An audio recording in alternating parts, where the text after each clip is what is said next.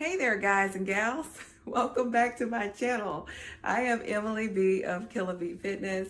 Thank you for joining me again for another video. Welcome back, and I hope that you guys are all doing fantastic. As I mentioned last time, this channel is all about fitness. And with fitness comes the issue of accountability. And so before I can hold you or anybody else accountable, I should be holding myself accountable. And with that being said, I have a confession to make. I've been going through a few things here lately. And so, like people who go through things, sometimes you let it just get you completely off track. And so, my good eating habits, my making sure that I'm drinking enough water, hydrating fully, and also in particular, my killer workouts 6 days a week have not been so killer and have not been so 6 days a week-ish either. So in a nutshell, I have gotten way off track, guys, and it's really kind of sad just how far off balance I am right now. But you know what? It's okay, because I am human, and sometimes things just derail us. We get sidelined from our goals, we get thrown out of our groove, and that has happened to me. It's not the end of the world, and the trick is to recognize when it happens and to get a game plan in place and to execute your game plan so that you can come out on the other side of it doing better and better aligned with your goals. So that's what I'm going to be doing. This week's video is very personal for me because I recognize that I am getting into a slump. And so this is where the title of this video comes into play, because I have a few tricks for getting myself out of a slump, and I'm going to share that with you. Maybe I can help you to get out of a slump as well. You ready? Let's get going.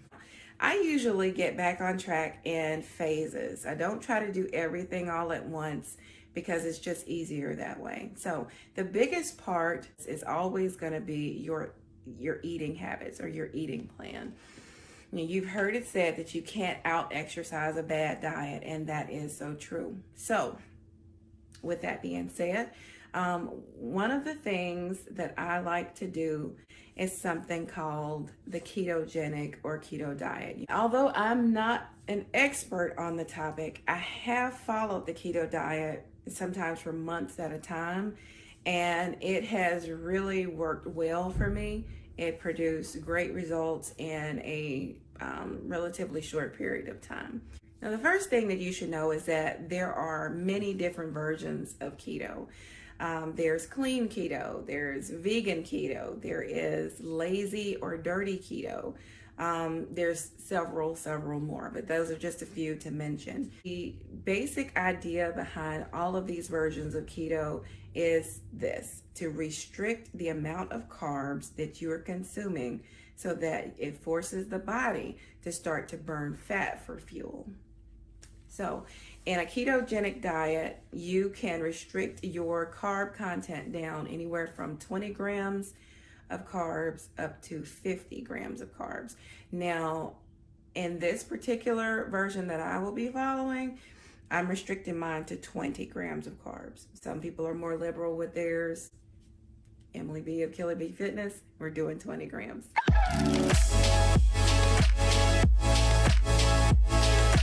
Now let's get into the main attraction, which is going to be the food. And we're going to talk about first what you can't have.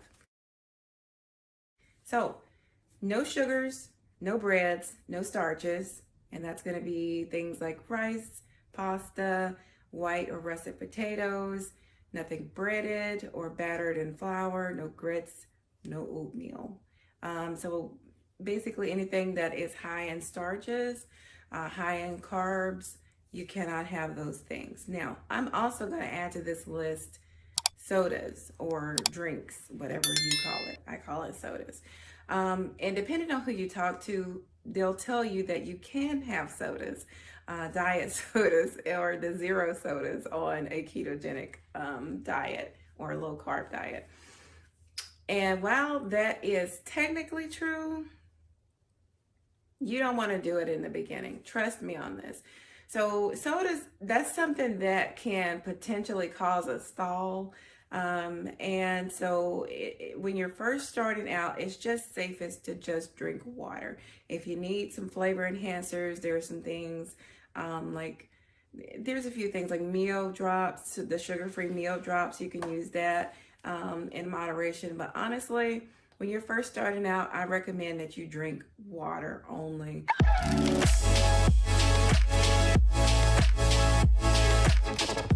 All right, so on a ketogenic lifestyle, you're going to have a pie chart, and it's divided up based on what you can have to eat. So it's going to be 5% carbs, 20% protein, and 75% fats. All right, so let's discuss the carbs first. Now, the 5% of what you eat in a day should be carbs, and those should come from things like non-starchy vegetables, such as asparagus, kale, lettuce, broccoli, cauliflower, spinach, cucumber, cabbage. Now, this is not a complete list, but these are some things just for an example. And there are carbohydrates in those vegetables. So when you hear me say that you can have 5% carbs, it doesn't mean that you can have, a couple of French fries. Don't do it that way. That's dirty keto. You don't want to do that. Stay away from that. So you'll be getting your carbs from these vegetables. All right, so that's 5% of what you can have in a day. The next thing is your protein, and this is 20%. So your protein is going to come from your meats.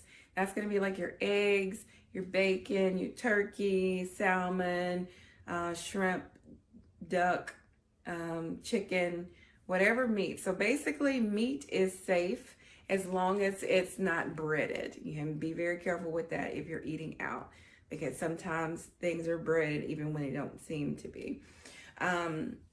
Okay, so meats are safe, and that's 20% of your diet. Now, the 75% should come from fats, and this is, for example, avocados, walnuts, cheese, yogurt. And when I say yogurt, not the ones that are sweetened with like the fruit. We're talking about plain yogurt or Greek yogurt. All right, olive oil, coconut oil, all of the oils, hazelnuts, almonds, and dairy products excluding milk. All right, so you want to make sure that you are getting a high concentration of healthy fats in your diet. Put butter on everything, literally. You can even put it in your coffee. Yeah, I'm not kidding. Okay, and for snacks, you can eat things like some snacks that I like: pickles. Drink the pickle juice. That's good. It's good for you. We'll circle back to that. Cheese, string cheese, almonds, nuts, lunch meats. Those are things that you can snack on. And pork rinds as well, or pork skins. All right, all of those things are safe. When it comes to fruits, this is something that kind of throws people off, because when you think about fruits, people are like, oh, fruits are healthy. And they are, but they're also high in sugar, and you can't have sugar on a keto diet. So no fruits. You can have a very small amount of berries. So like strawberries, blueberries, blackberries, any of the berries you can have in a small amount, and they say no more than a handful for the entire day. And that's because the sugar content is very low in berries.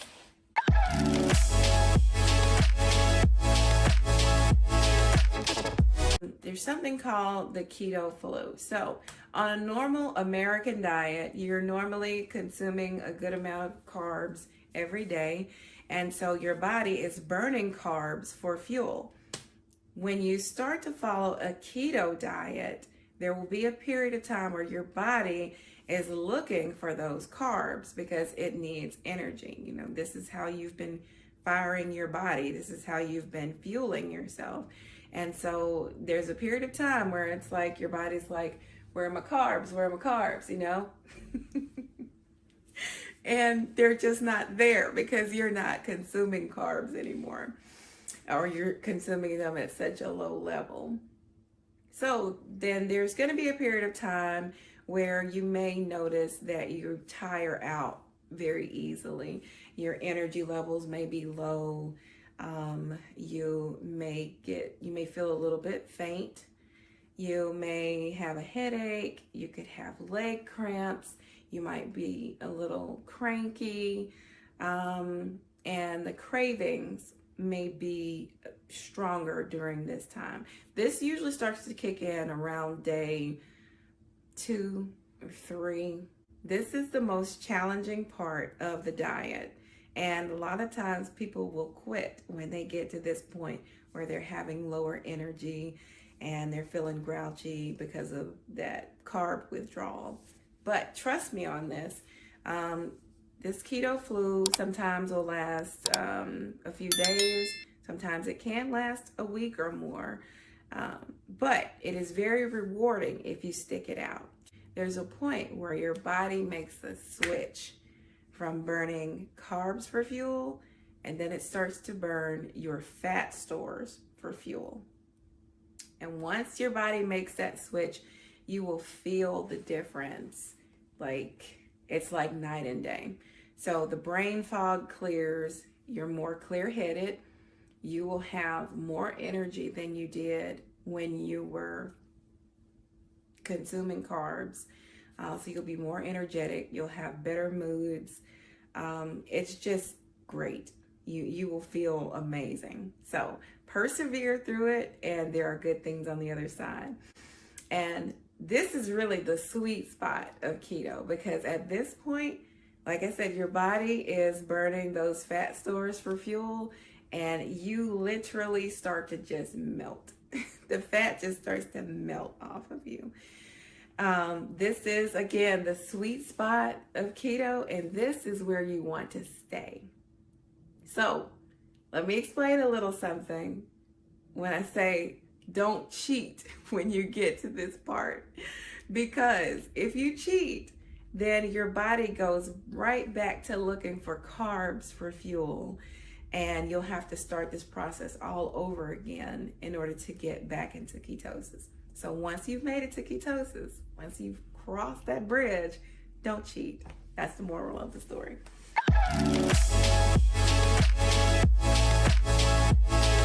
Some resources to help you.